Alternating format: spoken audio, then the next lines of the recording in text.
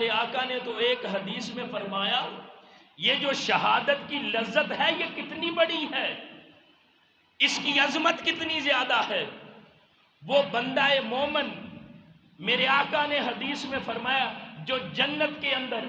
ہر طرح کی نعمتیں اسے عطا کی جائیں گی،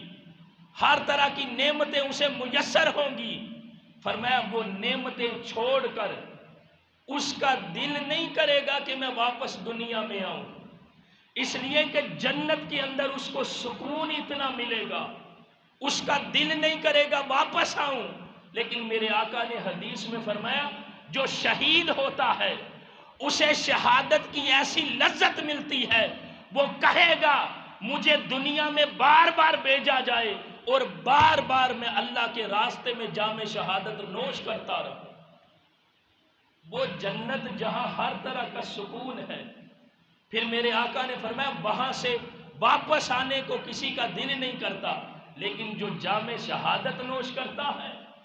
جو اللہ کے راستے میں میدان جہاد کے اندر شہادت کے جام پیتا ہے، فرمایا شہادت کے وقت اسے دیدار الہی کی ایسی لذت ملتی ہے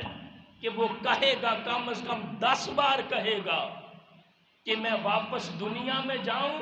اور اللہ کے راستے میں بار بار شہید کیا جاؤں، اس لیے کہ وہ جو شہادت کی لذت اسے ملتی ہے نا، اس جیسی لذت کوئی نہیں، اس لیے فرمایا اس کا دل کرے گا کہ مجھے دنیا میں بھیجا جائے اور میں اللہ کے راستے میں جام شہادت نوش کرتا رہوں۔